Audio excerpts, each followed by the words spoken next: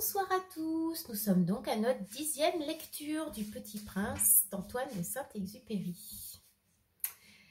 La 5e planète était très curieuse. C'était la plus petite de toutes. Il y avait là juste assez de place pour loger un réverbère et un allumeur de réverbère.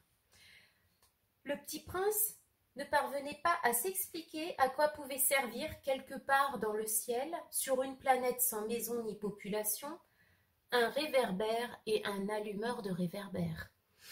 Cependant, il se dit en lui-même « Peut-être bien que cet homme est absurde. Cependant, il est moins absurde que le roi, que le vaniteux, que le businessman et que le buveur. Au moins son travail a-t-il un sens? Quand il allume son réverbère, c'est comme s'il faisait naître une étoile de plus ou une fleur.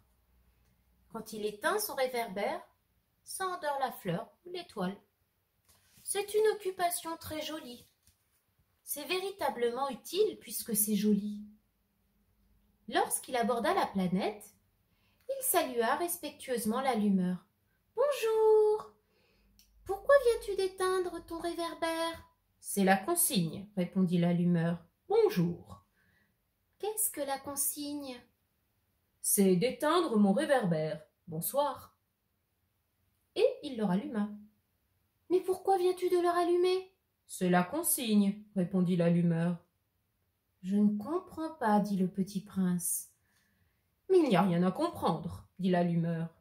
La consigne, c'est la consigne. Bonjour. » Et il éteignit son réverbère.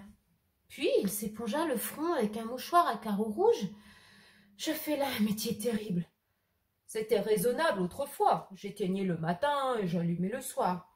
J'arrivais le reste du jour pour me reposer et le reste de la nuit pour dormir. » Et depuis cette époque, la consigne a changé ? La consigne n'a pas changé, dit l'allumeur. C'est bien là le drame. La planète, d'année en année, a tourné de plus en plus vite, et la consigne n'a pas changé. Alors, dit le petit prince, alors maintenant, elle fait un tour par minute, et je n'ai plus une seconde de repos. J'allume et j'éteins une fois par semaine. Ça, c'est drôle. Les jours chez toi durent 1 minute. Ce n'est pas drôle du tout, dit l'allumeur. Ça fait déjà 1 mois que nous parlons ensemble. 1 mois? Oui, 30 minutes, 30 jours. Bonsoir. Et il ralluma son réverbère. Le petit prince le regarda et il aima cette allumeur qui était tellement fidèle à la consigne. Il se souvint des couchers de soleil que lui-même allait autrefois chercher en tirant sa chaise. Il voulut aider son ami. « Tu sais, je connais un moyen de te reposer quand tu voudras. »« Je veux toujours, » dit l'allumeur, car on peut être à la fois fidèle et paresseux. Le petit prince poursuivit. « Ta planète est tellement petite que tu en fais le tour en 3 enjambées. Tu n'as qu'à marcher assez lentement pour rester toujours au soleil. Quand tu voudras te reposer, tu marcheras, et le jour durera aussi longtemps que tu voudras. » « Ça ne m'avance pas à grand-chose, dit l'allumeur. Ce que j'aime dans la vie, c'est dormir. »« Oh, ce n'est pas de chance, dit le petit prince. »« Ce n'est pas de chance, dit l'allumeur. Bonjour. » Et il éteignit son réverbère. Celui-là, se dit le petit prince, tandis qu'il poursuivait plus loin son voyage, celui-là serait méprisé par tous les autres, par le roi, par le vaniteux, par le buveur, par le businessman. Cependant, c'est le seul qui ne me paraisse pas ridicule. C'est peut-être parce qu'il s'occupe d'autre chose que de soi-même.